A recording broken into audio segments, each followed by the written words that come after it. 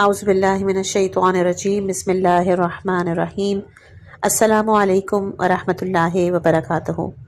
خوش آمدید آپ تمام کا۔ آج جیسا کہ تھمبنیل سے اندازہ ہو گیا ہوگا، وہ عظیم کتاب کہ جس کا ہم آغاز کر رہے ہیں کہ جو ذکر اہل بیت علیہم السلام اور ان کے معجزات کا ایک انمول خزانہ ہے، معجزات آل محمد۔ اگر آپ اس نورانی سفر میں ہمارے ساتھ رہنا چاہتے ہیں تو چینل کو سبسکرائب ضرور کریں، بیل آئیکن کو دبائیں تاکہ ہر آڈیو آپ کو موصول ہو سکے، اور اس کتاب کی جتنی بھی آڈیوز ہیں اس کے لیے آپ پلے لسٹ بنامے معجزات آل محمد میں جا کر ملاحظہ کر سکتے ہیں۔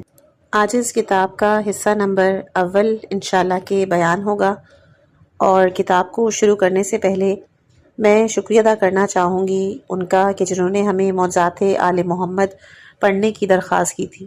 پہلے معذرت کروں گی آپ سے کہ اصل میں ان کی جو درخواست تھی وہ ماہ مبارکہ رمضان میں موصول ہوئی تھی، کیونکہ پچھلی کافی ریکویسٹ موجود تھیں اس کمنٹ سے پہلے، تو پہلے میں ان کو کوشش ہوتی ہے کہ پہلے میں ان کی جو ریکویسٹ ہیں وہ پوری کروں اور اس کے بعد نہیں آنے والے کمنٹس کی طرف جاؤں۔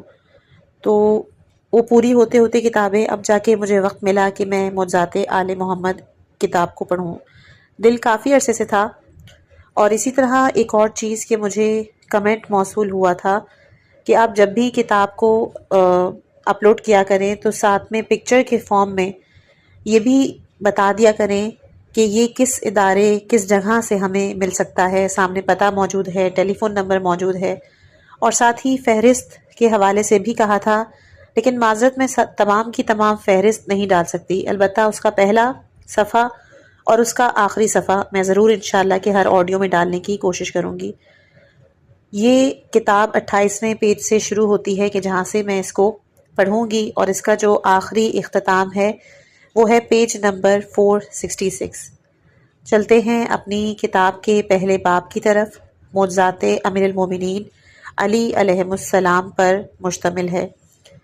حضرت علی علیہ السلام کی ولادت باسعادت کا معجزہ شیخ طوسی نے المجالس میں 2 اسناد کے حوالے سے امام جعفر صادق علیہ السلام سے روایت نقل کی، اور انہوں نے اپنے آبائے طاہرین کی سند سے عباس بن عبد المطلب اور یزید بن قانب گروہ بنی ہاشم کے ساتھ بیت اللہ کے پاس بیٹھے ہوئے تھے کہ اتنے میں امیر المومنین علیہ السلام کی والدہ حضرت فاطمہ بنت اسد وہاں آئیں۔ اس وقت امیر المومنین شکم مادر میں تھے۔ بی بی بیت اللہ کے پاس آ کر رک گئی۔ اس وقت انہیں درد ذہ شروع ہو چکا تھا۔ انہوں نے آسمان کی جانب دیکھا اور اللہ تعالیٰ کے حضور یہ دعا کی، پروردگار، میں تجھ پر ایمان رکھتی ہوں، تیری طرف سے جو کچھ تیرے انبیاء اور رسل لے کر آئے ہیں میں اس پر بھی ایمان رکھتی ہوں، تو نے جتنی کتابیں نازل کی ہیں ان سب پر ایمان رکھتی ہوں، اور میں اپنے دادا حضرت ابراہیم علیہ السلام خلیل اللہ کے کلام تصدیق کرتی ہوں، اس نے ہی تیرا قدیمی گھر بنایا تھا، میں تجھے اسی گھر اور اس کے بنانے والے اور اس مولود کے حق کا واسطہ دے کر سوال کرتی ہوں جو کہ میرے شکم میں ہے، جو مجھ سے کلام کرتا ہے، اپنی باتوں سے مجھے مانوس رکھتا ہے، اور میں یقین رکھتی ہوں کہ وہ تیری آیات میں سے ایک آیت ہے اور تیرے دلائل میں سے ایک دلیل، میری ولادت کے عمل کو میرے لیے آسان بنا۔ عباس بن عبد المطلب اور یزید بن قانب کا بیان ہے کہ جب فاطمہ بنت اسد نے یہ الفاظ کہے اور یہ دعا کی تو ہم نے دیکھا کہ پچھلی طرف سے بیت اللہ کی دیوار پھٹ گئی اور فاطمہ بنت اسد اس میں داخل ہو گئی اور ہماری نگاہوں سے اوجھل ہو گئی، پھر پھٹی ہوئی دیوار اللہ کے حکم سے دوبارہ مل گئی۔ ہم نے اسے خدا کا ایک خصوصی امر خیال کیا، اور فاطمہ بنت اسد 3 دن تک بیت اللہ میں رہیں۔ اہل مکہ میں اس واقعے کے متعلق بڑی گفتگو ہوئی، اور مکے کی گلیوں بلکہ گھروں میں پردہ نشی عورتیں بھی اسی موضوع کے متعلق گفتگو کرنے لگیں۔ 3 دن کے بعد دیوار کعبہ دوبارہ اسی جگہ سے پھٹ گئی جہاں سے وہ پہلے پھٹی تھی۔ دیوار کعبہ پھٹنے کے بعد فاطمہ بنت اسد کعبے سے برآمد ہوئیں۔ اس وقت ان کے ہاتھوں پر علی تھے۔ انہوں نے کہا، لوگوں، اللہ تعالیٰ نے اپنی مخلوقات میں سے مجھے منتخب کیا، مجھ سے قبل جن خواتین کو چنا تھا ان پر مجھے فضیلت دی ہے۔ اللہ تعالیٰ نے آسیہ بنت مزاحم کا انتخاب کیا، اس نے چھپ کر ایک ایسی جگہ پر اللہ کی عبادت کی جہاں مجبوری کے علاوہ عبادت کرنے کو اللہ پسند نہیں کرتا۔ اللہ تعالیٰ نے مریم بنت عمران کا انتخاب کیا، ان کے لیے عیسیٰ کی ولادت آسان بنا دی گئی، انہوں نے ویران زمین پر خشک کھجور کے درخت کو ہلایا تو ان پر تازہ کھجوریں گری۔ اللہ تعالیٰ نے میرا انتخاب کیا اور ان دونوں خواتین اور مجھ سے پہلی تمام خواتین پر مجھے فضیلت دی، کیونکہ میں نے اللہ کے قدیم گھر میں بچے کو جنم دیا اور میں نے بیت اللہ میں 3 دن قیام کیا، اور اس دوران جنت کے پھل اور جنت کا رزق کھاتی رہی۔ اور جب میں نے اپنے بیٹے کو اپنے ہاتھوں پر لیے ہوئے باہر نکلنے کا ارادہ کیا تو ایک منادی نے مجھے ندا دی اور کہا، اے فاطمہ، اس کا نام علی رکھنا، میں علی الاعلیٰ ہوں۔ میں نے اسے اپنی قدرت، اپنے جلال کی عزت اور اپنے عدل و انصاف سے پیدا کیا ہے۔ میں نے اس کے نام کو اپنے نام سے مشتق کیا ہے اور میں نے اسے اپنے ادب سے مؤدب بنایا۔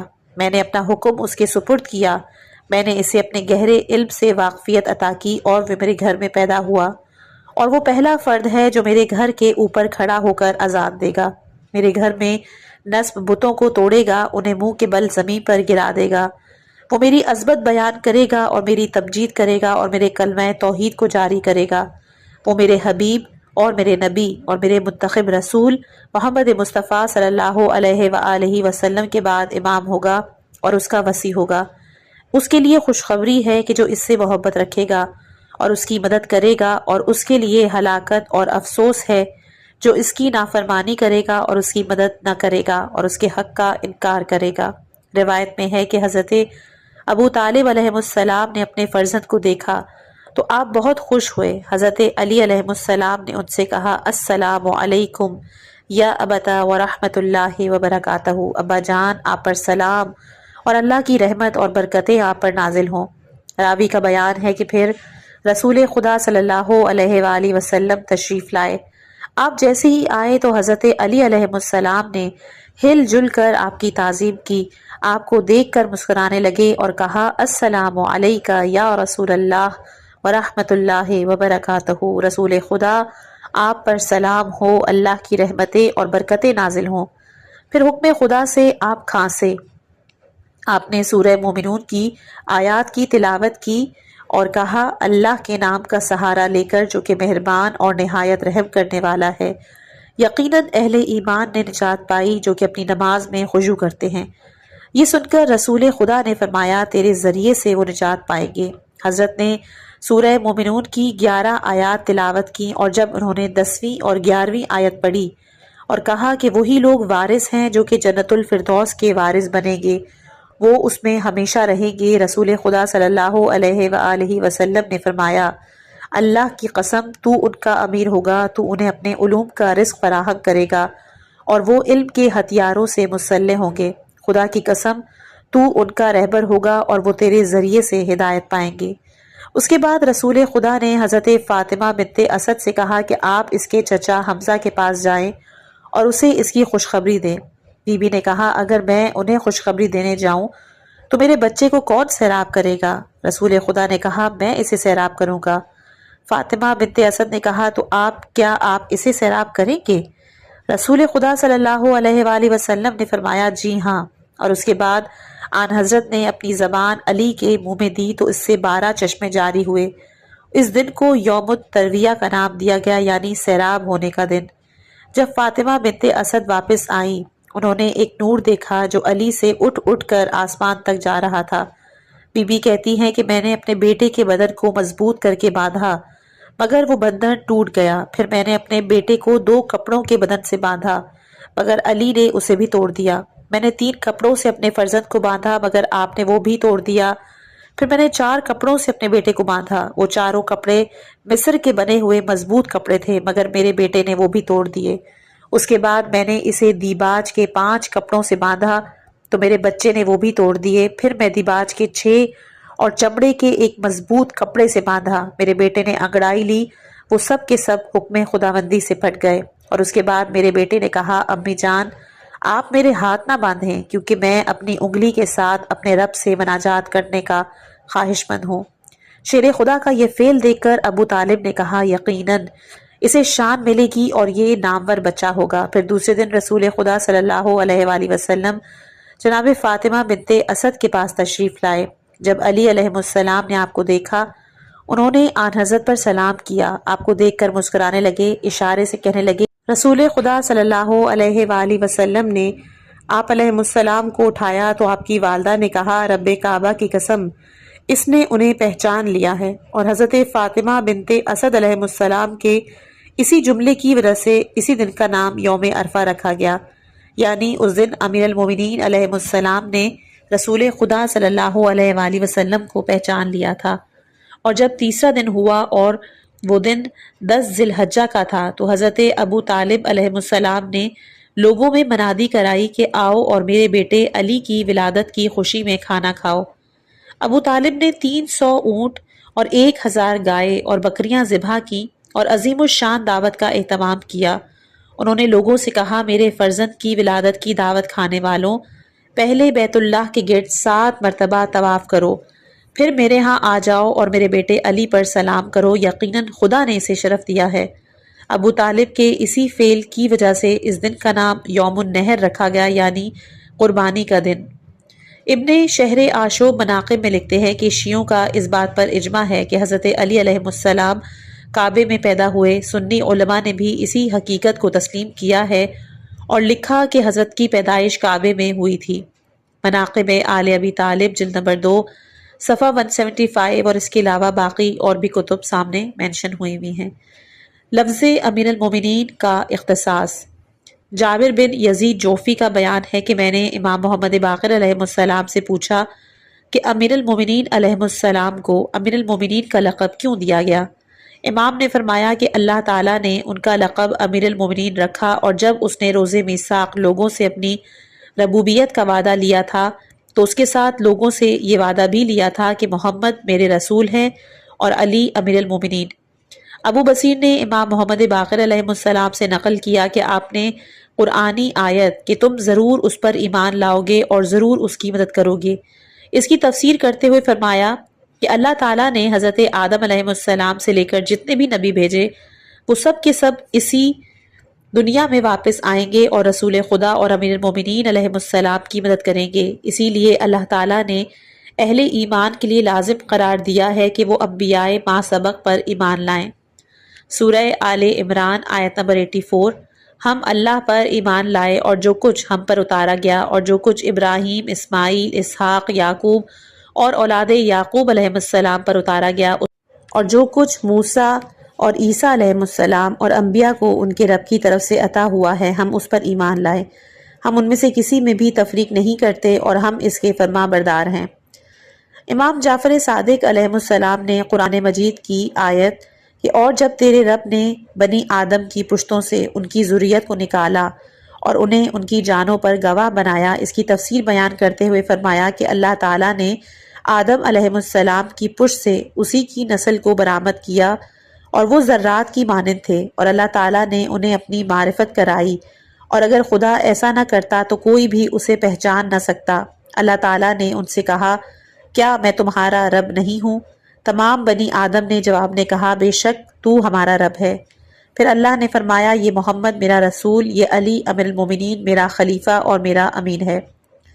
اسی طرح ابو حمزہ سمالی نے امام محمد باقر علیہ السلام سے روایت کی کہ آپ نے اپنے آبائے طاہرین کی سند سے بیان کیا کہ اللہ تعالیٰ نے جبرائیل امین کو حضرت محمد مصطفیٰ صلی اللہ علیہ وآلہ وسلم کے پاس بھیجا، حکم دیا کہ وہ اپنی زندگی میں حضرت علی کی گواہی دیں اور انہیں امیر المومنین کے لقب سے ملقب کریں۔ رسول اکرم صلی اللہ علیہ وآلہ وسلم نے 7 افراد کو اپنے پاس بلایا اور ان سے فرمایا میں نے تمہیں اس لیے بلایا ہے تاکہ تم اللہ کی طرف سے زمین میں اس کے گواہ رہو، خواہ تم اس گواہی پر قائم رہو یا اسے چھوڑ دو۔ پھر آپ نے ابو بکر سے کہا کہ تم اٹھو اور علی کو امیر المومنین کہہ کر سلام کرو۔ حضرت ابو بکر نے کہا کیا یہ اللہ اور اس کے رسول کا حکم ہے؟ آن حضرت صلی اللہ علیہ وآلہ وسلم نے فرمایا ہاں۔ یہ سن کر حضرت ابو بکر اٹھے اور انہوں نے حضرت علی علیہ السلام کو امیر المومنین کہہ کر سلام کیا۔ پھر آن حضرت صلی اللہ علیہ وآلہ وسلم نے حضرت عمر سے کہا کہ تم اٹھو اور علی کو امیر المومنین کہہ کر سلام کرو۔ انہوں نے کہا کیا اللہ اور اس کے رسول کے حکم سے ہم نے علی کو امیر المومنین کہہ کر پکارنا ہے؟ رسول نے کہا ہاں۔ یہ سن کر آپ بھی اٹھے اور حضرت علی علیہ السلام کو امیر المومنین کہہ کر سلام کیا۔ پھر حضور نے مقداد بن اسود الکندی سے فرمایا کہ تم اٹھو اور علی کو امیر المومنین کہہ کر سلام کرو۔ یہ سن کر مقداد اٹھے، انہوں نے حضرت کو سلام کیا اور انہوں نے شیخین کے جملے نہ دہرائے۔ پھر آن حضرت صلی اللہ علیہ وآلہ وسلم نے ابو ذر غفاری سے کہا کہ تم اٹھو اور علی کو امیر المومنین کہہ کر سلام کرو۔ ابو ذر اٹھے اور انہوں نے بھی آپ کو سلام کیا۔ پھر آپ نے حذیفہ یمانی سے کہا، انہوں نے بھی آپ کو اٹھ کے سلام کیا۔ پھر آن حضرت نے عمار یاسر سے کہا، عمار اٹھے، انہوں نے بھی سلام کیا۔ پھر عبداللہ بن مسعود سے کہا۔ آخر میں آن حضرت نے بریدہ سے کہا کہ تم اٹھو اور علی کو امیر المومنین کہہ کر سلام کرو۔ بریدہ اٹھے اور انہوں نے حکم نبوت کی تعمیل کی، اور بریدہ ان سب سے چھوٹے تھے۔ بریدہ بن حسیب کا بیان ہے کہ رسول خدا نے مجھ سمیت 7 افراد کو، جن میں ابو بکر، عمر، طلحہ، زبیر بھی شامل تھے، حکم دیا تھا کہ تم علی کو امیر المومنین کہہ کر سلام کرو، اور ہم نے رسول خدا کی موجودگی میں انہیں ابن عباس بیان کرتے ہیں کہ ہم نبی اکرم صلی اللہ علیہ وآلہ وسلم کے پاس بیٹھے ہوئے تھے کہ اتنے میں علی علیہ السلام آئے۔ انہوں نے السلام علیکم یا رسول اللہ کہہ کر آن حضرت پر سلام کیا۔ اس کے جواب میں رسول اکرم صلی اللہ علیہ وآلہ وسلم نے فرمایا، وعلیکم السلام یا امیر المومنین ورحمۃ اللہ وبرکاتہ۔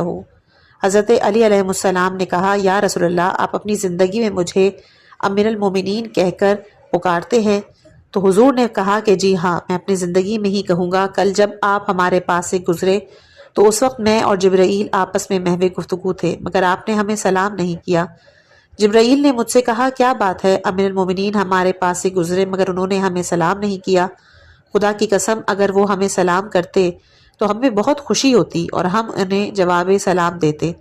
حضرت علی علیہ السلام نے کہا کہ یا رسول اللہ، بات یہ ہے کہ کل میں نے آپ کو دہیہ کلبی کے ساتھ بیٹھ کر باتیں کرتے ہوئے پایا تھا، لہٰذا میں نے مناسب خیال نہ کیا کہ سلام کر کے آپ دونوں کی گفتگو کو قطع کروں۔ آن حضرت صلی اللہ علیہ وآلہ وسلم نے فرمایا کہ وہ دہیہ نہیں بلکہ جبرائیل تھے۔ میں نے ان سے کہا تھا، جبرائیل، تم نے اس کا نام امیر المومنین کیوں رکھا؟ تو جبرائیل نے کہا کہ جنگ بدر کے موقع پر اللہ نے مجھے حکم دیا تھا کہ تم محمد پر اترو اور ان سے کہو کہ وہ امیر المومنین علی ابن ابی طالب کو حکم دے کہ وہ دونوں صفوں کے درمیان اٹھ کر چلے، کیونکہ ملائکہ انہی 2 صفوں میں چلتے ہوئے دیکھنا پسند کرتے ہیں۔ علی کا نام امیر المومنین میں نے نہیں بلکہ اللہ نے رکھا ہے۔ علی تو آسمان والوں کا امیر ہے اور تو زمین والوں کا امیر ہے، اور جو لوگ اس جہاں سے چلے گئے تو ان کا امیر ہے، اور جو باقی ہیں تو ان کا امیر ہے۔ نہ تو تجھ سے پہلے کوئی امیر گزرا اور نہ تیرے بعد کوئی امیر ہوگا، کیونکہ جن لوگوں کا اللہ نے یہ نام نہیں رکھا ان کے لیے یہ نام رکھنا حرام ہے۔ امام محمد باقر علیہ السلام سے قرآنی آیت کہ آپ ان سے سوال کریں کہ جو آپ سے پہلے کتاب پڑھتے تھے، اس کی تفسیر پوچھی گئی تو آپ نے فرمایا کہ رسول خدا صلی اللہ علیہ وآلہ وسلم نے فرمایا کہ جب شب معراج میں 4تھے آسمان پر پہنچا تو جبرائیل نے اذان اور اقامت کہی اور تمام انبیاء، صدیقین، شہداء اور ملائکہ کو جمع کیا۔ پھر میں نے آگے بڑھ کر انہیں نماز پڑھائی۔ جب میں وہاں سے جانے لگا تو جبرائیل نے مجھ سے کہا، آپ ان سے پوچھیں کہ وہ کس بات کی گواہی دیتے ہیں۔ انہوں نے کہا کہ ہم گواہی دیتے ہیں کہ اللہ کے علاوہ کوئی معبود نہیں اور آپ اللہ کے رسول ہیں اور علی امیر المومنین۔ حضرت علی علیہ السلام نے کہا کہ حضرت رسول خدا صلی اللہ علیہ وآلہ وسلم نے فرمایا، جب مجھے معراج نصیب ہوئی تو میں اپنے رب کے قرب میں اتنا قریب پہنچا کہ 2 کمانوں یا اس سے بھی کچھ کم فاصلہ رہ گیا تھا۔ اس وقت میرے رب نے مجھے وحی کی اور اس وحی میں اللہ نے یہ کہا، محمد، علی ابن ابی طالب امیر المومنین کو سلام کہنا۔ میں نے اس سے پہلے اور اس کے بعد کسی کا نام امیر المومنین نہیں رکھا۔ ایک شخص امام جعفر صادق علیہ السلام کی خدمت میں حاضر ہوا۔ اس نے کہا، السلام علیکم یا امیر المومنین۔ جیسے ہی اس شخص نے آپ کو امیر المومنین کہا تو آپ اچانک کھڑے ہو گئے اور اس سے فرمایا، رک جاؤ، یہ نام حضرت علی علیہ السلام کے علاوہ کسی کے لیے بھی درست نہیں۔ اللہ نے یہ نام صرف ان کو عطا کیا، ان کے علاوہ کسی دوسرے کا یہ نام نہیں رکھا، اور حضرت کے علاوہ جو بھی اپنے لیے یہ نام پسند کرے گا وہ لواطت شدہ شخص ہوگا، اور اگر وہ پہلے سے لواط شدہ نہ بھی ہوا تو اس کے نام کو رکھنے کے بعد ضرور ہو جائے گا۔ اور اللہ تعالیٰ نے اس آیت میں اس طرف اشارہ کیا ہے، سورہ نساء آیت نمبر 117، کہ وہ اس کو چھوڑ کر عورتوں کو پکار رہے ہیں اور وہ سرکش شیطان کو ہی پکار رہے ہیں۔ راوی نے کہا، مولا یہ بتائیں کہ آپ کے قائم علیہ السلام کو کس نام سے پکارا جائے گا؟ آپ نے فرمایا کہ ان پر ان الفاظ سے سلام کیا جائے گا: السلام علیکہ یا بقیت اللہ، السلام علیکم یبن رسول اللہ۔ روز طائف اللہ نے حضرت علی علیہ السلام سے سرگوشی کی۔ جابر بن عبداللہ انصاری بیان کرتے ہیں کہ غزوہ طائف کے موقع پر رسول خدا صلی اللہ علیہ وآلہ وسلم نے حضرت علی علیہ السلام کو بلایا اور ان سے سرگوشی کی۔ لوگ کہنے لگے، جن میں حضرت ابو بکر اور عمر بھی شامل تھے، کہ رسول خدا نے ہمیں چھوڑ کر علی سے ہی سرگوشی کی۔ رسول اکرم نے لوگوں میں خطبہ دیا، اللہ کی حمد و ثنا کے بعد فرمایا: لوگو، تم کہتے ہو کہ میں نے علی سے سرگوشی کی، خدا کی قسم میں نے علی سے سرگوشی نہیں کی، بلکہ اللہ نے اس سے سرگوشی کی ہے۔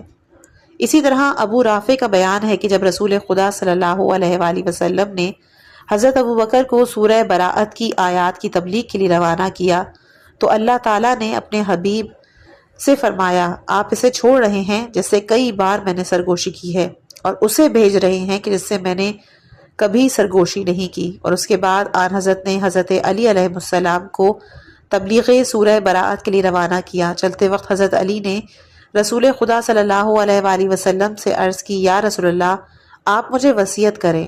رسول نے فرمایا کہ اللہ تعالیٰ تجھے وصیت کرے گا اور وہ تجھ سے سرگوشی کرے گا۔ چنانچہ براءت کی تبلیغ کے دن نماز ظہر سے لے کر نماز عصر تک اللہ نے حضرت علی علیہ السلام سے سرگوشی کی۔ اسی طرح حمران بن آئین کا بیان ہے کہ میں نے امام جعفر صادق علیہ السلام سے کہا: میں نے سنا ہے کہ اللہ تبارک و تعالیٰ نے حضرت علی سے مناجات کی تھی۔ امام جعفر صادق نے فرمایا: جی ہاں، طائف میں اللہ نے حضرت علی سے سرگوشی کی تھی۔ اللہ تعالیٰ نے اپنے رسول کو حرام، حلال اور تعویل کی تعلیم دی، اور رسول خدا نے ان تمام باتوں کی علی کو تعلیم دی۔ جابر کہتے ہیں کہ جب رسول خدا صلی اللہ علیہ وآلہ وسلم طائف کا محاصرہ کیے ہوئے تھے، اسی دوران آپ نے علی کو بلایا اور طویل وقت تک علی سے سرگوشیاں کرتے رہے۔ لوگوں نے آن حضرت سے کہا: آج آپ نے علی سے طویل سرگوشیاں کی ہیں۔ آن حضرت نے فرمایا: میں نے اس سے سرگوشی نہیں کی، بلکہ اللہ نے اس سے سرگوشی کی ہے۔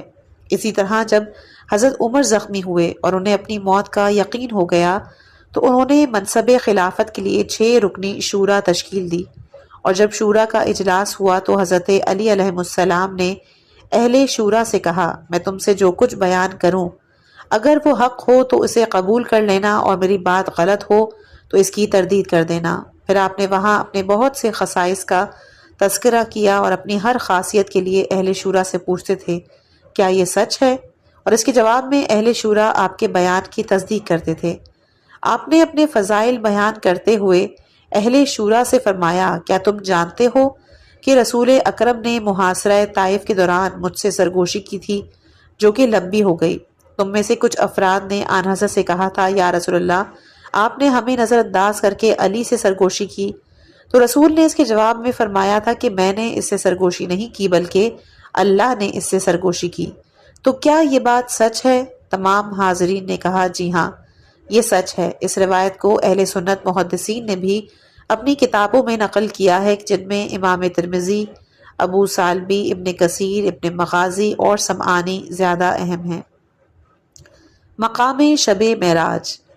ابو بصیر نے امام جعفر صادق علیہ السلام سے روایت کی کہ آپ نے اپنے آبائے طاہرین کی سند سے حضرت علی علیہ السلام سے روایت کی، اور انہوں نے کہا کہ رسول خدا صلی اللہ علیہ وآلہ وسلم نے مجھ سے ارشاد فرمایا: علی، جب میں شب معراج آسمانوں پر گیا تو ہر آسمان پر فرشتوں نے مجھے بشارتیں دی، یہاں تک کہ جبرائیل امین نے ملائکہ کے گروہ کے ساتھ مجھ سے کہا: اگر آپ کی امت علی کی محبت پر جمع ہو جاتی تو اللہ دوزخ کو پیدا ہی نہ کرتا۔ علی، اللہ تعالیٰ نے 7 مقامات پر تجھے میرے ساتھ حاضر کیا، یہاں تک کہ میں تجھ سے مانوس ہو گیا۔ ان میں سے پہلا موقع وہ ہے جب مجھے آسمانوں پر لے جایا گیا تھا۔ جبرائیل نے مجھ سے کہا: محمد آپ کا بھائی کہاں ہے؟ میں نے کہا: میں اسے اپنے پیچھے چھوڑ آیا ہوں۔ جبرائیل نے کہا کہ آپ اللہ سے دعا مانگیں اور وہ اسے آپ کے پاس حاضر کرے۔ اس وقت میں نے اللہ سے دعا کی تو تیری مثال میرے ساتھ موجود تھی۔ میں نے وہاں ملائکہ کو صف باندھے ہوئے دیکھا۔ میں نے جبرائیل سے پوچھا کہ یہ کون ہیں؟ جبرائیل نے کہا: یہ وہ ہیں جن پر اللہ قیامت کے دن فخر و مباحات کرے گا۔ میں قریب گیا، میں نے وہاں جو کچھ ہو چکا اور جو کچھ قیامت تک ہونے والا ہے سب کچھ میں نے وہاں بیان کیا، اور دوسرا اس وقت تجھے اپنے پاس موجود پایا جب مجھے صاحب عرش کی طرف سفر پر لے جایا گیا تو جبرائیل نے مجھ سے کہا کہ محمد آپ کا بھائی کہاں ہے؟ میں نے کہا کہ میں اسے پیچھے چھوڑ آیا ہوں۔ جبرائیل نے کہا کہ آپ خدا سے دعا مانگیں کہ وہ اسے آپ کے پاس حاضر کر دے۔ چنانچہ میں نے اللہ سے دعا کی تو تیری مثال میرے پاس موجود تھی، میرے لیے ساتوں آسمانوں کے حجاب اٹھا دیے گئے، میں نے وہاں کے رہنے والوں کو دیکھا، ہر فرشتے کی جگہ کو ملاحظہ کیا۔ تیسرا اس وقت تجھے اپنے پاس موجود پایا کہ جب مجھے جنات کی طرف مبعوث کیا گیا تو جبرائیل امین نے مجھ سے کہا آپ کا بھائی کہاں ہے؟ میں نے کہا پیچھے چھوڑ کر آیا ہوں۔ جبرائیل نے کہا اللہ سے دعا کریں کہ آپ کے پاس حاضر ہو۔ میں نے دعا مانگی اور اسی وقت مجھے اپنے پاس موجود پایا۔ میں نے وہاں ان سے جو بھی باتیں کی، انہوں نے مجھ سے جو بھی باتیں کی وہ سب کی سب تو نے سنی اور انہیں یاد رکھا۔ چوتھا مقام تو میرے ساتھ تھا، ہم لیلۃ القدر کے لیے مخصوص کیے گئے، اس وقت تو میرے ساتھ موجود تھا، ہمارے علاوہ کسی کا اس میں کوئی حصہ نہیں۔ اور پانچواں مقام کہ جب میں نے اللہ سے مناجات کی اس وقت تیری مثال میرے ساتھ موجود تھی، میں نے تیرے لیے جن جن چیزوں کی اللہ سے درخواست کی سوائے نبوت کے وہ سب کی سب قبول ہوئیں، مگر نبوت کے متعلق اللہ نے مجھ سے کہا کہ میں نے نبوت کو تیرے لیے مخصوص کیا اور اس عہدے کو تجھ پر ختم کیا۔ چھٹا مقام کہ جب میں نے بیت معمور کا طواف کیا اس وقت تیری مثال میرے ساتھ موجود تھی۔ ساتواں مقام کہ جب مختلف گروہ میرے ہاتھ ہلاک ہوئے اس وقت تو میرے ساتھ تھا۔ علی اللہ تعالیٰ نے دنیا پر نگاہ ڈالی، اس نے تمام جہانوں کے مردوں میں سے مجھے منتخب کیا، پھر دوسری نگاہ ڈالی، تمام جہانوں کے مردوں میں سے تجھے منتخب کیا، پھر تیسری نگاہ ڈالی، تمام جہانوں کی عورتوں میں سے فاطمہ کا انتخاب کیا، پھر چوتھی بار نگاہ ڈالی تو تمام جہانوں کے مردوں میں سے حسن و حسین اور اولاد زہرا کے ائمہ کو منتخب کیا۔ علی میں نے 4 مقامات پر تیرے نام کو اپنے نام کے ساتھ ملا ہوا دیکھا اور اسے دیکھ کر میں بڑا مانوس ہوا۔ پہلا کہ جب میں آسمان کا سفر کرتے ہوئے بیت المقدس پہنچا تو میں نے بیت المقدس کی ایک چٹان پر یہ جملہ لکھے ہوئے دیکھا کہ لا الہ الا اللہ محمد رسول اللہ، کہ اس کے علاوہ کوئی معبود نہیں ہے، محمد اللہ کے رسول ہیں۔ میں نے اس کے وزیر کے ذریعے سے اس کی تائید اور نصرت کی۔ میں نے کہا کہ جبرائیل میرا وزیر کون ہے؟ اس نے کہا کہ وہ علی بن ابی طالب ہے۔ دوسرا کہ جب میں سدرۃ المنتہا پر پہنچا تو میں نے وہاں یہ جملہ لکھا ہوا دیکھا کہ میں اللہ واحد کے علاوہ کوئی معبود نہیں، محمد میری مخلوق میں سے میرے چنے ہوئے فرد ہیں، میں نے اس کی تائید اور نصرت اس کے وزیر سے کرائی۔ میں نے جبرائیل سے کہا کہ تیرا وزیر کون ہے؟ کہا علی ابن ابی طالب۔ تیسرا کہ جب میں نے سدرہ کو عبور کیا، عرش رب العالمین پر پہنچا تو میں نے عرش کے ستونوں میں سے ایک ستون پر یہ کلمات لکھے ہوئے دیکھے، مجھ واحد اللہ کے علاوہ کوئی معبود نہیں ہے، محمد میرے محبوب اور میری مخلوق میں سے میرے چنے ہوئے فرد ہیں، میں نے اس کے وزیر اور اس کے بھائی سے ان کی تائید اور نصرت کرائی۔ روایات میں صرف یہی 3 مقامات کا ہی تذکرہ کیا گیا ہے، جبکہ روایات کی ابتدا میں 4 مقامات بیان کیے گئے، اس کے لیے قارئین ہمیں معذور سمجھے۔ من المترجم: علی، اللہ نے مجھے تیرے متعلق 7 باتیں عطا کی ہیں۔ پہلا، تو وہ پہلا شخص ہوگا جس کی قبر میری قبر کے ساتھ سب سے پہلے کھول دی جائے گی۔ دوسرا کہ تو میرے ساتھ پل صراط پر ہوگا اور تو دوزخ سے کہے گا اسے پکڑ لے، یہ تیرا ہے، اسے چھوڑ دے، یہ تیرا نہیں۔ تیسرا کہ جب مجھے قیامت کے روز لباس پہنایا جائے گا تو وہ پہلا شخص ہوگا جسے میرے ساتھ لباس پہنایا جائے گا، اور جب میں قبر سے زندہ کیا جاؤں گا تو بھی زندہ کیا جائے گا۔ چوتھا، تو وہ پہلا شخص ہوگا جو میرے ساتھ عرش کی دائیں جانب کھڑا ہوگا، اور پانچواں، تو وہ پہلا شخص ہوگا جو میرے ساتھ جنت کے دروازے پر دستک دے گا۔ چھٹا، تو وہ پہلا شخص ہوگا جو میرے ساتھ مقام علیین پر رہائش اختیار کرے گا۔ ساتواں، تو وہ پہلا شخص ہوگا جسے میرے ساتھ سر بمہر خالص شراب سے سراب کیا جائے گا جس کی مہر مشک کی ہوگی، اور ایسی چیزوں میں شوق کرنے والوں کو آپس میں سبقت اور رغبت کرنی چاہیے۔ بریدہ اسلمہ نے کہا کہ رسول خدا صلی اللہ علیہ وآلہ وسلم نے فرمایا، علی، اللہ نے 7 مقامات پر تجھے میرے ساتھ حاضر کیا۔ ان میں سے پہلا مقام وہ کہ جب مجھے آسمانوں پر لے جایا گیا تو جبرائیل نے مجھ سے کہا آپ کا بھائی کہاں ہے؟ میں نے کہا کہ میں اسے پیچھے چھوڑایا۔ جبرائیل نے کہا دعا کریں۔ میں نے دعا مانگی تو میرے ساتھ موجود تھا۔ اس مقام پر ملائکہ صفے باندھے کھڑے تھے۔ میں نے کہا یہ کون ہے؟ کہا یہ وہ ہے کہ جن پر اللہ آپ کے ذریعے سے فخر و مباحات کرتا ہے۔ اس وقت مجھے گفتگو کی اجازت ملی تو میں نے ایسی حسین گفتگو کی جیسے آج تک کسی نے نہیں کی ہوگی، اور میں نے اپنی دوسری روایت ہے کہ جبرائیل میرے پاس آئے اور مجھے آسمانوں کی سیر کے لیے لے گئے۔ انہوں نے مجھ سے کہا آپ کا بھائی کہاں ہے؟ میں نے کہا میں اسے پیچھے چھوڑ آیا ہوں۔ جبرائیل نے کہا آپ دعا کریں اللہ اسے یہاں آپ کے پاس لے آئے۔ میں نے اللہ سے دعا کی تو اچانک تو میرے ساتھ موجود تھا۔ میرے لیے ساتوں آسمانوں ساتوں زمینوں کے حجاب ہٹا دیے گئے۔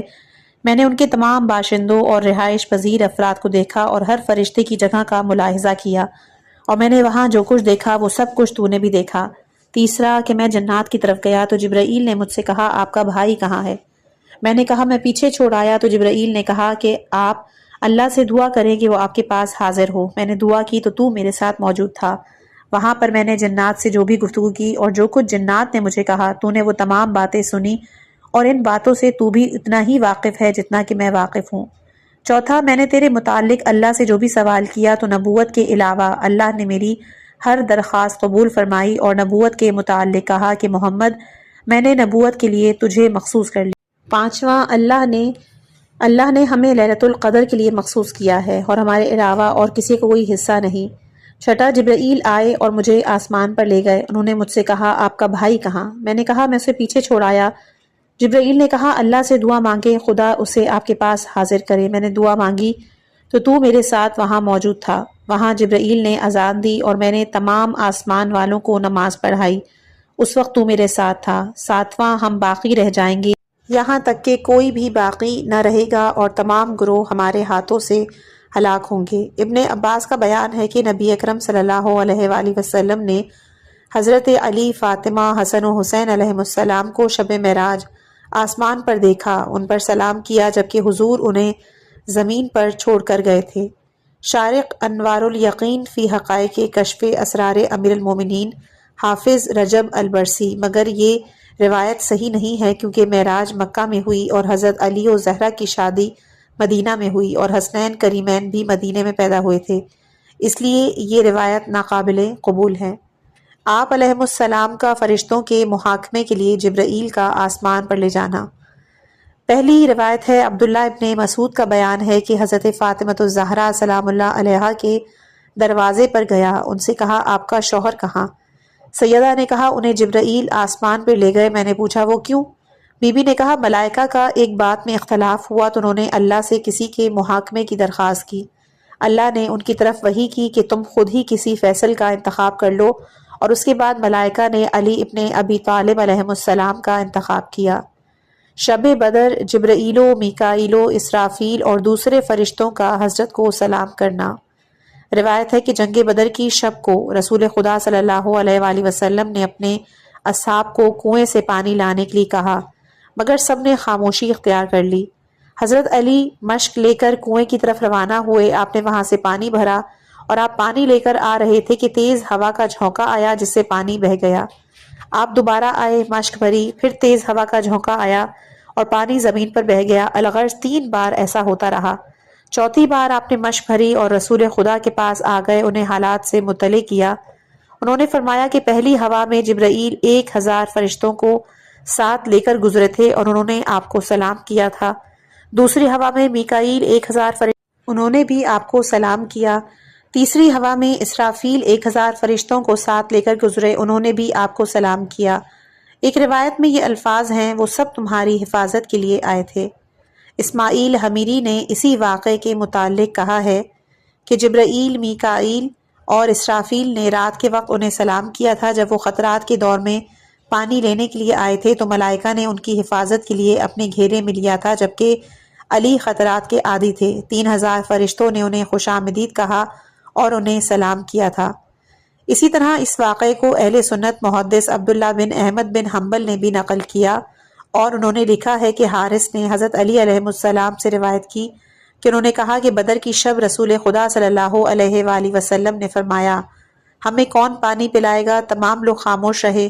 حضرت علی اٹھے، انہوں نے مشک کندھے پہ ڈالی، تاریک کنویں پر آئے، اس میں پانی بھرنے کے لیے اترے۔ اتنے میں اللہ تعالیٰ نے جبرائیل اور میکائیل اور اسرافیل کی طرف وحی کی کہ تم محمد مصطفیٰ صلی اللہ علیہ وآلہ وسلم اور ان کے گروہ کی مدد کے لیے تیار ہو جاؤ۔ وہ آسمان سے اترے، ان کے اترنے کی شدید قسم کی آواز آئی جس سے کان پھٹنے کو آ رہے تھے۔ جب وہ کنویں کے پاس سے گزرے تو انہوں نے حضرت علی کا احترام کرتے ہوئے اپنے رب کی طرف سے علی پر سلام کیا۔ ایک اور روایت ہے کہ حضرت علی علیہ السلام نے مجلس شورا کے اجلاس میں اہل شورا کے سامنے اپنے بہت سے فضائل اور مناقب بیان کیے تھے۔ ان میں حضرت نے ایک فضیلت یہ بھی بیان کی تھی کہ بتاؤ شب بدر ملائکہ نے تمہیں سلام کیا تھا یا مجھے سلام کیا تھا؟ تو سب نے کہا ملائکہ نے آپ کو ہی سلام کیا تھا۔ آسمانی فرشتے حضرت علی علیہ السلام کو جانتے پہچانتے ہیں۔ ابن ازنیہ کا بیان ہے کہ امام جعفر صادق علیہ السلام نے مجھ سے فرمایا فرقہ نواصب کیا بیان کرتا ہے؟ میں نے کہا مولا کس چیز کے متعلق؟ آپ ان کی رائے پوچھنا چاہتے ہیں؟ امام نے فرمایا وہ اذان، رکوع، سجود کے متعلق کیا کہتے ہیں؟ میں نے کہا وہ کہتے ہیں کہ ابی بن کعب نے یہ سب کچھ نیند میں دیکھا تھا۔ امام نے کہا انہوں نے جھوٹ کہا، اللہ کا اس دین اس سے کہیں بلند ہے کہ اس کی بنیاد ایک خواب پر قرار دے دی جائے۔ سدیر نے کہا میں آپ پر قربان جاؤں، آپ ہی وضاحت فرمائیں۔ امام نے کہا اللہ نے اپنے نبی کو 7 آسمانوں کی سیر کروائی۔ ایک اور روایت کے مطابق کہ اللہ نے اپنے نبی کو 7 مرتبہ معراج کروائی۔ بہرحال پہلے آسمان میں ان پر برکت نازل کی، دوسرے آسمان پر انہیں اپنے فرائض کی تعلیم دی۔ اللہ تعالیٰ نے نور کا ایک محمل اتارا جس میں 40 قسم کے وہ نور تھے کہ جو اللہ کے عرش کو گھیرے ہوئے تھے اور وہ دیکھنے والوں کی نگاہوں کو خیرہ کر رہے تھے۔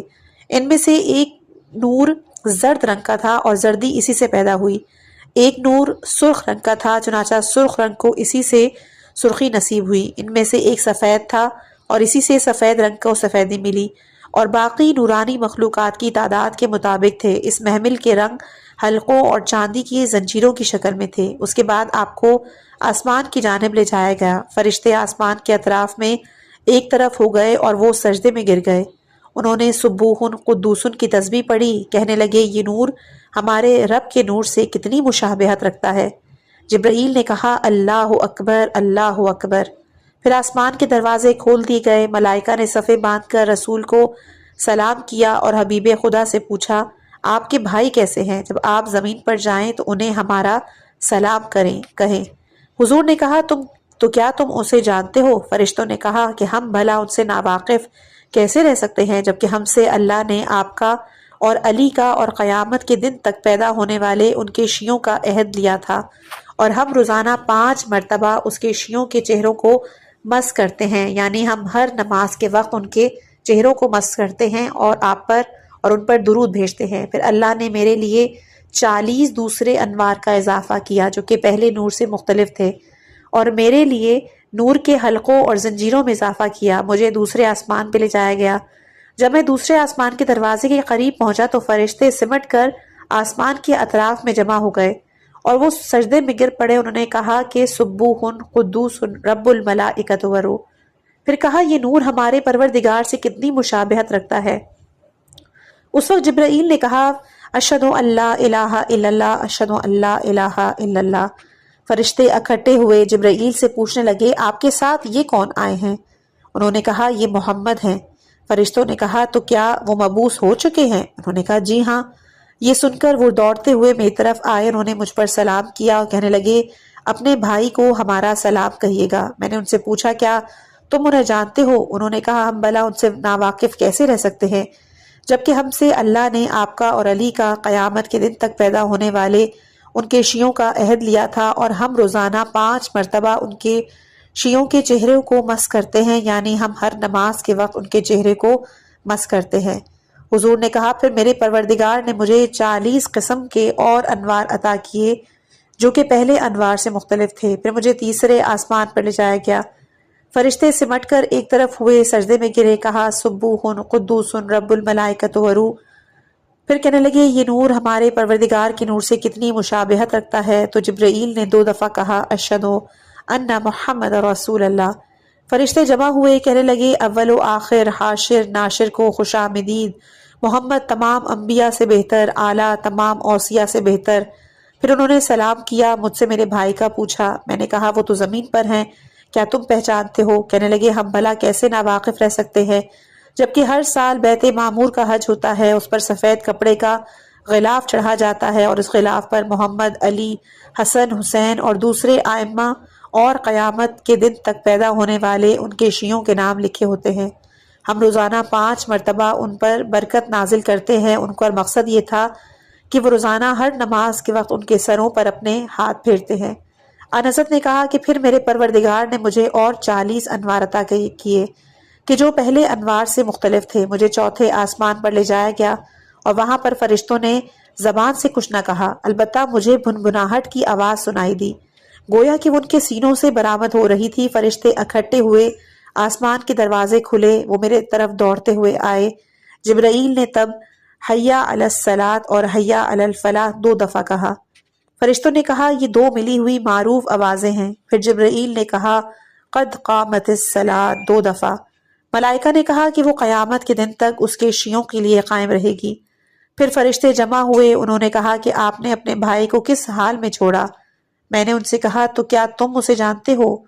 انہوں نے کہا کہ ہم اسے پہچانتے ہیں اور اس کے شیعوں کو بھی پہچانتے ہیں، کیونکہ وہ عرش خداوندی کے گرد حالت نور میں ہیں اور بیت و معمور پر نور کا ایک غلاف ہے جس پر نورانی سطریں لکھی ہوئی ہیں، ان میں محمد، علی، حسن و حسین اور دوسرے ائمہ اور قیامت کے دن تک آنے والے شیعوں کے نام۔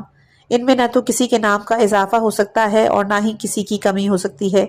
یہی ہمارا اشتیاق ہے اور ہر جمعے کے دن یہ میثاق ہمارے سامنے پڑھا جاتا ہے۔ پھر مجھے کہا گیا محمد آپ اپنا سر اوپر بلند کریں۔ میں نے سر اٹھایا تو آسمان کے طبق شگافتہ ہوئے اور حجابات اٹھا دیے گئے۔ پھر مجھ سے کہا گیا سر اٹھا کر دیکھیں آپ کو کیا دکھائی دیتا ہے۔ میں نے سر اٹھایا تو مجھے تمہارے اس گھر یعنی کعبے جیسا ایک گھر دکھائی دیا، اس کے حرم جیسا ایک حرم دکھائی دیا، اور اگر میں ہاتھ سے کوئی چیز ڈالتا تو وہ اسی پر ہی گرتی۔ پھر مجھ سے کہا گیا محمد یہ ایک حرم ہے اور آپ محترم ہیں، ہر مثل کی کوئی نہ کوئی مثال ہوتی ہے۔ پھر اللہ تعالیٰ نے میری طرف وحی کی، فرمایا محمد صوت کے قریب جائیں اور اپنے اعضاء سجدے کو دھوئیں اور انہیں پاک کریں اور اپنے رب کی نماز پڑھیں۔ رسول خدا صلی اللہ علیہ وآلہ وسلم صوت کے قریب ہوئے۔ صوت عرش کے دائیں طرف سے بہنے والا پانی تھا۔ آپ نے دائیں ہاتھ سے وضو شروع کیا، اسی لیے وضو کے لیے دایاں ہاتھ مقرر ہوا۔ پھر اللہ تعالیٰ نے وحی کی کہ اپنا چہرہ دھوئیں کیونکہ آپ نے میری عظمت کو دیکھنا ہے۔ پھر دائیں بائیں بازو کو دھوئیں کیونکہ آپ نے اپنے ہاتھوں میں میرے کلام کو پکڑنا ہے۔ پھر اپنے ہاتھوں کی تری سے اپنے سر اور ٹخنوں تک پاؤں کا مسح کریں، میں آپ پر اپنی برکت نازل کروں گا، آپ کو ایسے مقام پر فائز کروں گا کہ جہاں کسی نے قدم نہیں رکھا ہوگا۔ یہ اذان اور وضو کی وجہ ہے۔ اور اس کے بعد اللہ نے حضور کی طرف وحی کی، کہا محمد آپ حجر اسود کی طرف رخ کر کے میرے حجابات کی تعداد میں تکبیر کہیں۔ اس لیے 7 تکبیرات قائم ہوئیں کیونکہ حجابات کی تعداد بھی 7 ہے۔ حجاب کے انقطاع پر حضور نے افتتاح کیا، اسی لیے افتتاح کو سنت کا درجہ حاصل ہوا۔ حجابوں کے درمیان نور کے سمندر حائل ہیں اور انہی کا نور اللہ نے محمد مصطفیٰ پر نازل کیا۔ افتتاح کی تکبیرات 3 مقرر ہوئیں کیونکہ حجابات کو 3 بار ہٹایا گیا، یوں تکبیریں 7 اور افتتاح 3 مقرر ہوئیں۔ جب حضور تکبیر اور افتتاح سے فارغ ہوئے تو اللہ نے انہیں وحی کی کہ اب میرا نام لو۔ اس کے جواب میں آپ نے بسم اللہ الرحمن الرحیم کی تلاوت کی اور اسی وجہ سے بسم اللہ ہر سورے کے آغاز میں رکھی گئی۔ پھر اللہ نے ان کو وحی کی کہ آپ میری حمد بجا لائیں۔ انہوں نے حکم خدا پر کہا الحمدللہ رب العالمین اور دل میں شکرن کے الفاظ کہے۔ پھر اللہ نے وحی کی تم نے میری حمد کو قطع کیا ہے لہٰذا میرا نام لو۔ انہوں نے کہا الرحمن الرحیم۔ یہی وجہ ہے کہ سورہ فاتحہ میں یہ الفاظ 2 مرتبہ وارد ہوئے، ایک مرتبہ بسم اللہ میں اور ایک مرتبہ الحمدللہ رب العالمین کے بعد۔ جب حضور صلی اللہ علیہ وآلہ وسلم وَلَضَّالِّينَ پر پہنچے تو آپ نے الحمد کہی۔ اللہ نے آن حضرت کو وحی کی تم نے میرے ذکر کو قطع کیا لہٰذا پھر میرا نام لو۔ انہوں نے پھر بسم اللہ کی تلاوت کی، یہی وجہ ہے کہ بسم اللہ شریف دوسری صورتوں کا حصہ بنی۔ اس کے بعد اللہ نے آپ کو وحی کی محمد آپ اپنے رب کی نسبت کی تلاوت کریں اور پڑھیں قل هو اللہ احد۔ آپ نے سورہ اخلاص پڑھی، پھر وہی منقطع ہوئی اور آپ نے کذالک اللہ ربنا کہا اور انہوں نے یہ الفاظ ادا کیے تو اللہ نے وحی کی محمد اپنے رب کے لیے رکوع کرو۔ آپ نے رکوع کیا، اللہ نے حالت رکوع میں وحی کی تم سبحان ربی العظیم پڑھو اور 3 مرتبہ یہ کلمات دہرائے۔ اللہ نے وحی کی، فرمایا محمد اپنا سر اٹھاؤ۔ یہ حکم سن کر آپ رکوع سے سر اٹھایا، سیدھے کھڑے ہوئے، کہا محمد اپنے رب کا سجدہ بجا لاؤ۔ رسول سجدے میں گر گئے۔ اللہ نے وحی کی، پڑھو سبحان ربی الاعلی۔ 3 مرتبہ یہ تسبیح دہرائی۔ پھر اللہ نے وحی کی، سجدے سے سر اٹھاؤ۔ آپ نے سر اٹھایا تو آپ کو مشاہدہ عظمت نہ ہوا، اس لیے آپ نے دوبارہ سجدہ کیا۔ یہی وجہ ہے کہ ہر رکعت میں 2 سجدے قرار پائے۔ بعد ازاں آپ اٹھ کھڑے ہوئے۔ اللہ نے وحی کی کہ اب سورہ حمد پڑھو۔ جب آپ حمد پڑھ چکے تو اللہ کی وحی ہوئی کہ اب سورہ انا انزلنا پڑھو۔ یہ سورت قیامت کے دن تک آپ اور آپ کے اہل بیت سے منسوب رہے گی۔ اور اس کے بعد آن حضرت نے رکوع میں وہی ذکر کیا کہ جو پہلے کر چکے تھے۔ پھر آپ نے سجدہ کیا، سجدے سے سر اٹھایا تو عظمت الہی کا مشاہدہ کیا۔ آپ نے عظمت الہی کو دیکھ کر دوسرا سجدہ کیا۔ یہ دوسرا سجدہ حضور نے اپنی طرف سے کیا تھا، اللہ کی طرف سے اس کی وحی نازل نہیں ہوئی تھی۔ جب آپ دوسرے سجدے میں تھے تو اللہ کی طرف سے وحی ہوئی، محمد سجدے سے سر اٹھاؤ، بیٹھ جاؤ۔ آپ بیٹھے۔ اللہ نے کہا میں تم پر نعمت کی ہے لہٰذا میرا نام لو، اور الہام میں آپ کو یہ کلمات تعلیم کیے، بسم اللہ و باللہ ولا الہ الا اللہ والاسماء الحسنی کلہا للہ۔ آپ نے کہا صلی اللہ علیہ وعلی اہل بیتی۔ پھر آپ نے دیکھا کہ انبیاء و مرسلین ملائکہ کی صفیں لگی ہوئی ہیں۔ آپ سے کہا گیا محمد آپ ان پر سلام کریں۔ آپ نے کہا السلام علیکم ورحمۃ اللہ وبرکاتہ۔ پھر آپ کو وحی کی گئی کہ سلام، تحیت، رحمت و برکات آپ اور آپ کے اہل بیت ہیں۔ بعد ازاں اللہ نے وحی کی کہ بائیں طرف متوجہ نہ ہو۔ جب رکوع میں تھے تو آپ نے ملائکہ کی تسبیح، حمد اور تہلیل کی صدائیں سنی، اس لیے جب آپ نے رکوع سے سر اٹھایا تو آپ نے سمع اللہ لمن حمدہ کہا۔ حضور کی یہ 2 رکعت ہی نماز کی اولین بنیاد ہے، لہٰذا اگر ان پہلی 2 رکعت میں کوئی کمی بیشی ہو جائے تو نماز باطل ہو جائے گی اور نمازی کو دوبارہ نماز پڑھنا ہوگی۔ اور ابتدا میں نماز ظہر بھی 2 رکعت نازل ہوئی تھی۔ اسی طرح ابن شہر آشوب نقل کرتے ہیں کہ قرآن مجید کی آیت ہے سورہ زخرف کی 57 کہ جب ابن مریم کی مثال بیان کی جاتی ہے تو آپ کی قوم اس سے منہ موڑ لیتی ہے۔ اس کی آیت مجیدہ کی تفسیر کرتے ہوئے ابن عباس نے کہا ایک مرتبہ جبرائیل امین رسول کے دائیں طرف بیٹھے تھے کہ اتنے میں علی علیہ السلام آئے۔ انہیں دیکھ کے جبرائیل ہنس دیے اور کہا محمد یہ علی آئے ہیں۔ رسول نے کہا جبرائیل تو کیا آسمان والے بھی اسے پہچانتے ہیں؟ انہوں نے کہا محمد اس ذات کی قسم کہ جس نے آپ کو نبی بنا کر مبعوث کیا ہے، آسمان والے زمین والوں کے بنسبت علی کو زیادہ جانتے ہیں۔ علی نے جب بھی کسی جنگ میں تکبیر کہی تو ہم نے بھی تکبیر کہی، اس نے جب بھی کوئی حملہ کیا ہم نے بھی اس کے ساتھ حملہ کیا، جب تلوار چلائی تو ہم نے بھی تلوار چلائی۔ محمد آپ کو جب بھی عیسیٰ کے چہرے، ان کی عبادت، یحییٰ کی زہد اور اس کی اطاعت، ملک سلیمان اور اس کی سخاوت دیکھنے کا اشتیاق ہو تو آپ علی کے چہرے کو دیکھ لیا کریں۔ علی ابن ابی طالب عیسیٰ ابن مریم کی شبیہ ہے، آپ کی قوم اس کا ذکر۔ امید ہے کہ آج کا یہ حصہ آپ کے ایمان میں اضافے کا باعث بنا ہوگا۔ آخر میں دعا ہے کہ باری تعالیٰ ہمیں اہل بیت اطہار علیہم السلام کی سچی محبت، ان کے نقش قدم پر چلنے کی توفیق عطا فرمائے۔ پروردگار ہماری تمام جائز مقاصد میں ہمیں کامیابی عطا کر، ہماری پریشانیوں کو دور فرما، ہمیں اپنے حفظ و امان میں رکھ، آمین یا رب العالمین۔ والسلام علیکم ورحمۃ اللہ وبرکاتہ۔